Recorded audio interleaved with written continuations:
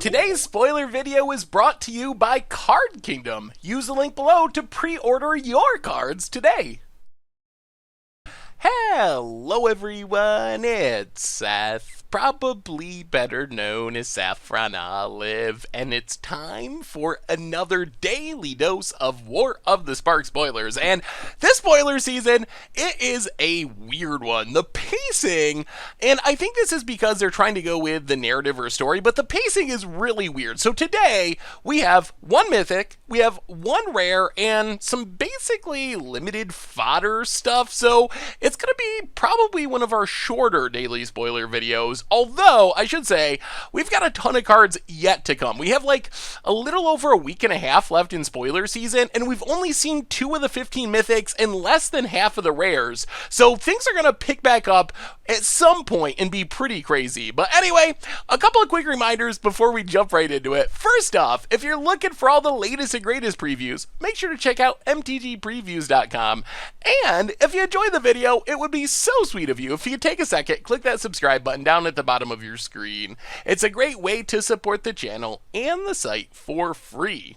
So let's talk some daily War of the Spark spoilers, starting with Roalesk, Apex Hybrid, our Simic mythic from the set. And this card, it's interesting. So 5 mana, you get a 4/5 with Flample, Flying and Trample. When it enters the battlefield, you can put 2 +1/+1 counters on another creature you control. And then when it dies, you get to proliferate twice. Proliferate again. So put a bunch of counters on everything.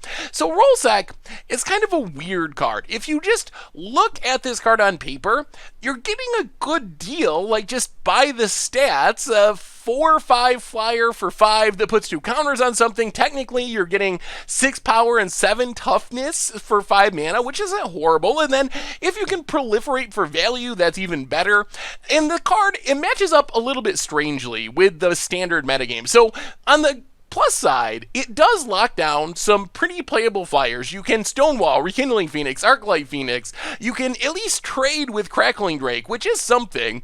On the other hand, there's some bad news too. As a 4/5, it does kind of get owned by Lyra, Niv-Mizzet, Perun, so it lines up in the format really weirdly. The question is, what do you do with this card? If you're looking for a big flyer in your Simic/Sultai deck, you're already playing Hydroid Crosses. Is this better than Hydroid Crosses? Probably not. Actually, I'm pretty confident that it's not. Although, it does have some nice synergies with certain cards. Even the Sultai deck that's popular in Standard, you got a lot of counters running around. Wildgrowth Walker, Merfolk Branch Walker, Jade Light Ranger. So when Roalesk dies, as long as you got counters on most of your stuff, you can dump a bunch more counters on all your stuff, make your team really big. I think the main idea with this card, though, is to use it in conjunction with some Planeswalkers. Because remember, Proliferate, you get to put counters on any permanent or player, which means you get to add extra loyalty counters to your Planeswalkers, and we have some Planeswalkers that naturally work well with this theme, like Ajani the Greatheart, -2, +1/+1 counter on all your creatures, and also loyalty counters on your Planeswalkers. So this means when Roalesk dies, all the creatures that have counters from Ajani are going to grow, and you get to put more counters on your Ajani, whatever other Planeswalkers you have.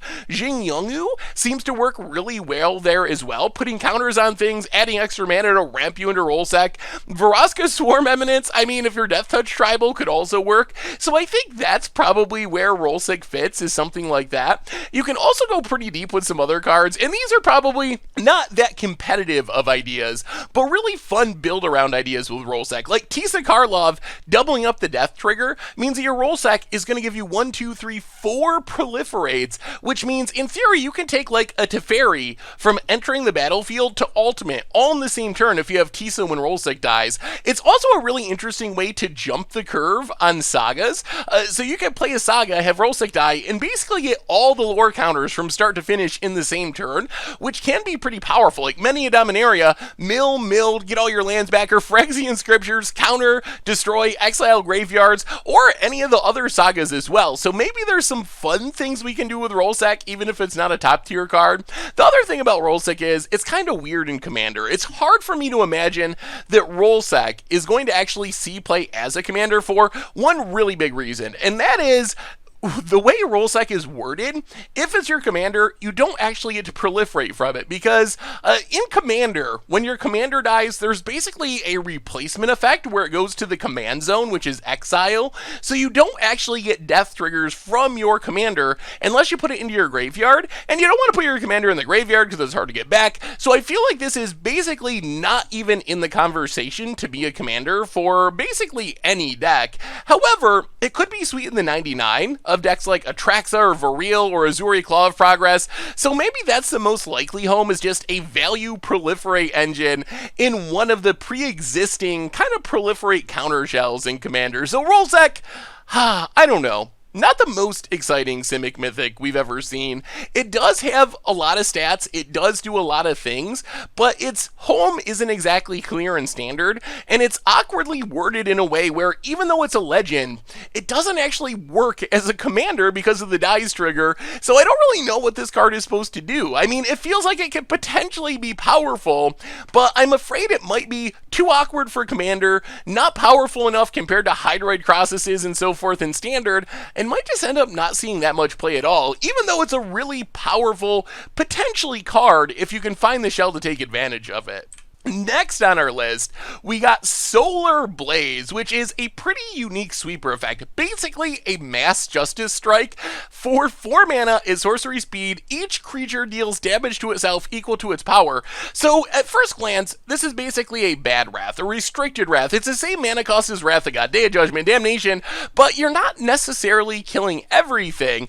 However, there's a couple of important points here that are kind of upsides to Solar Blaze. First off, most creatures in Standard actually have as much or more power than toughness, which means Solar Blaze is going to kill them. I actually looked through the 50 most played creatures in Standard, and something like 75% or more have the same amount of power as toughness or more power than toughness, so Solar Blade will take them down. The big exceptions are like Hostage Taker, Wildgrowth Walker, Tecatli Honor Guard, Tristani Discordant, Basilica Bellhunt, Incubation Druid, and other like Druid of the Cowl style mana dorks. But really, Solar Blaze kills most creatures that are going to show up in Standard for 4 mana, so it is pretty close to a Wrath. The more exciting thing is, remember, you can kind of turn this into a Wrath that is not harmful to yourself. So we were thinking of it at first as far as what cards you miss out on. What if your opponent's cards won't this kill? More importantly, you can play cards that survive Solar Blades. You can play your Tristani Discordants, your Basilica Bellhaunts, Incubation Druids,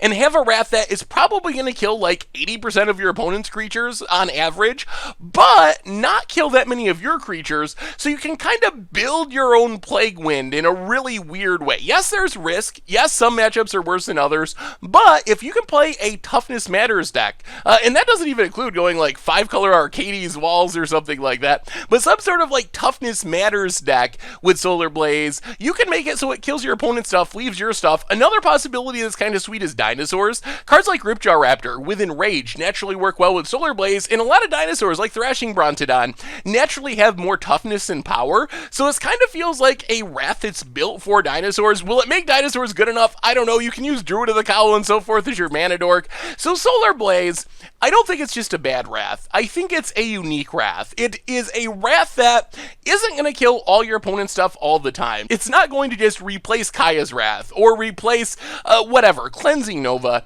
However, if you can build around this, you can definitely break the symmetry where most of your creatures are surviving and most of or all of your opponent's creatures are dying, which makes Solar Blaze a pretty powerful effect for just 4 mana. Finally today, we got a bunch of limited fodder, essentially. Sunblade Angel, it's got a lot of text. 6 mana, 3/3 flying, first strike, vigilance, lifelink.